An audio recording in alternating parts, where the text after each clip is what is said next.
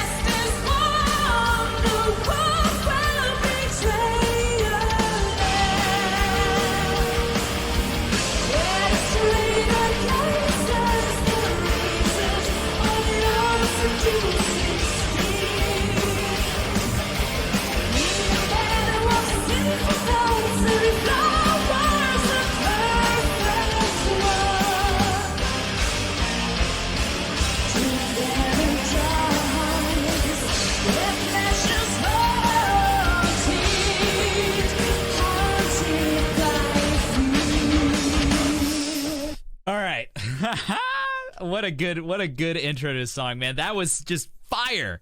That is seriously, that the entire part of this opening song is fire. Now it does, you hear that pre-floor sound in the way this is composed, in the way the vocal line is set, in the way the music works. I've gotten to know kind of like through the chronology of Nightwish stuff that we've listened to, like this is clearly Tarja era music. And it was clearly written for her voice. But, you know, Floor, obviously, we know that Floor killed this concert. We know this was the beginning of her journey with Nightwish, towards the beginning. It's so good. Oh, my gosh. It's, oh, dude, what a bout of energy. You kind of like black out, right? When a song starts this way.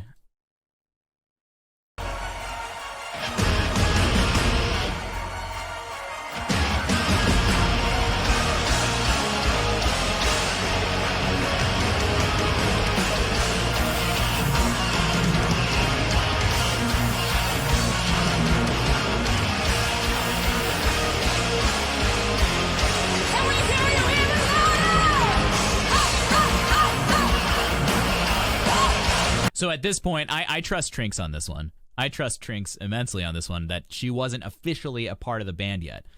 But she's running this show. You know, like any good lead singer, she's the front of the band, right? Even if she's not officially in the band, that doesn't matter. She is here to give a show to her audience. And that's exactly what we get at the beginning of this. She just hypes everyone up to get ready for this music. Awesome.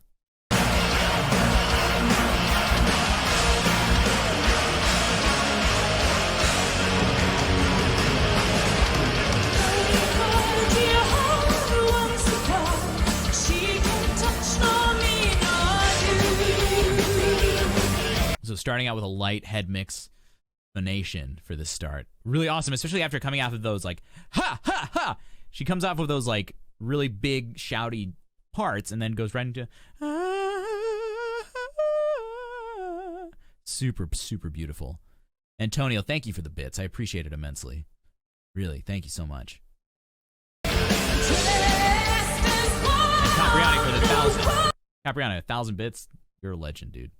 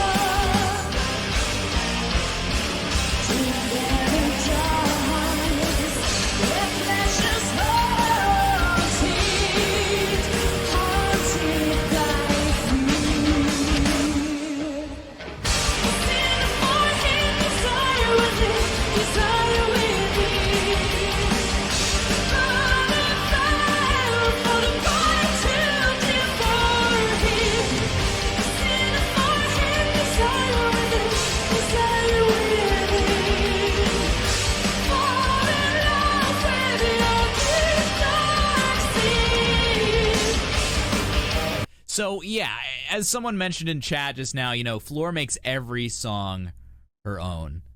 And part of what you hear is that, when Taria would sing in that higher range, you would hear a much more like farther back place sound. It's a much more classically beautiful sound by, classical definitions.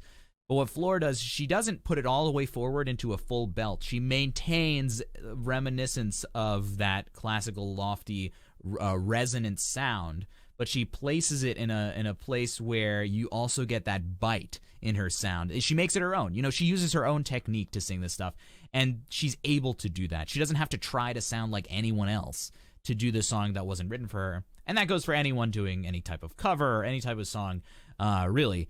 But it's incredibly indicative. I love doing those back-to-backs of Taria singing one song and Floor singing another song. Floor singing the same song, because it's just fascinating to hear two amazing artists just make different choices that have different emotional consequences in a song. And the energy here is so fiery, and I think Floor really contributes to that aggression in the sound. She adds a level of aggression and emotion in the sound that we didn't hear before, right? It's beautiful. It's just thrilling to hear. It's so thrilling.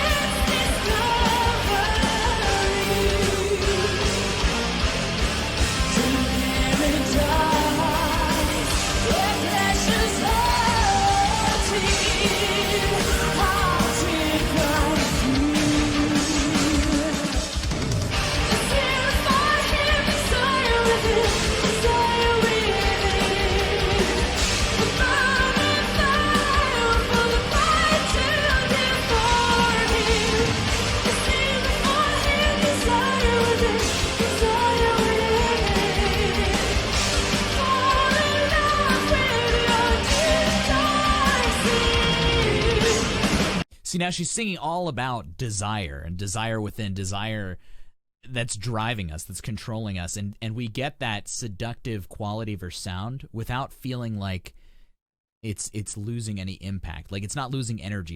It's like pure energetic seduction. It's that energy that she brought recently to that cover of Adagio, right? Where she has that power in the sound, and it's not even necessarily, it doesn't even have to necessarily be like a really chesty, belty, gritty sound to have that power in it. This is a very beautiful, more towards that cry sound, that more towards that yawn sound that we talk about.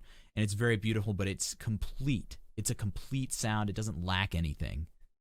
And that's what carries that emotional power that I think captivates so many listeners, is that whole sound that still carries these intense, real, difficult emotions in it, But it doesn't lose any sympathy. There's no room for anyone to be like, oh, it's sad. No. Like, even if she's singing about something completely out of control, unreal love, like sinful love, it's still overpowering to listen to. Not in an overwhelming way, but it's power that is hard to be matched by anything that you have in your mental context.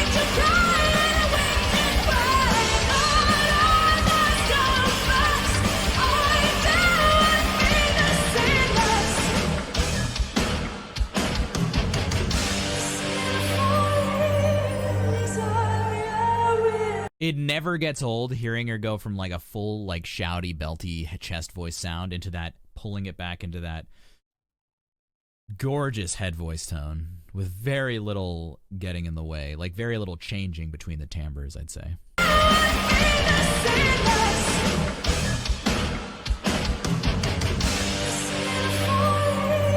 This big smile on her face.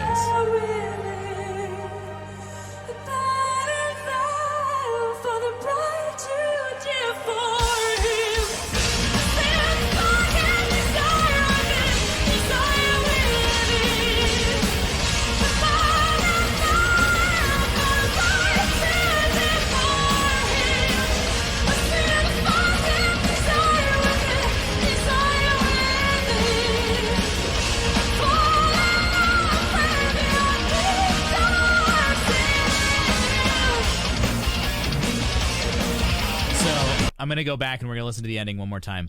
But one of the objective diagnostics that a voice teacher will use to really just hear how good a student is off the bat is they'll see how soft a singer can sing on one breath, go as loud as they can on that same breath, and come back. That's like dynamic range, essentially. And that is basically what you will use to assess someone, if they can go from soft to loud to soft, and how loud that is and how soft that is.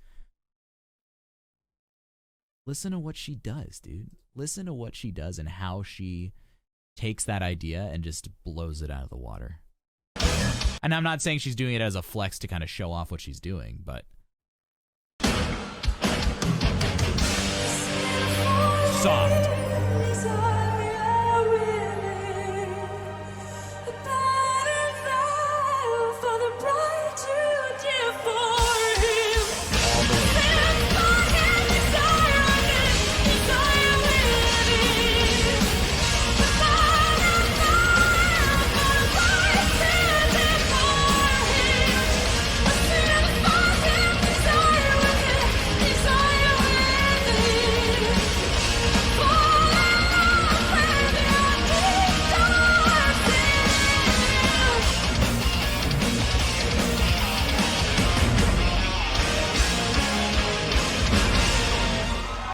Yo, that's so. What's so awesome about that performance is just how good of an example she makes as an emotional singer, but also just a technically amazing singer. I guess I say that every time she sings. Let's be real. Queen, absolute Valkyrie goddess. Let's be real. Come on, guys. I'm not. I mean, I don't call myself. I wouldn't refer to myself as a stan of any kind. But I've enjoyed immensely being exposed to singers like Floor because of you guys. So thank you for that. Yeah, I mean, there's a lot. As this community is starting to grow, there's a lot more things I want to talk about with you guys, share with you guys. We'll continue to explore different types of things that we can learn from singing.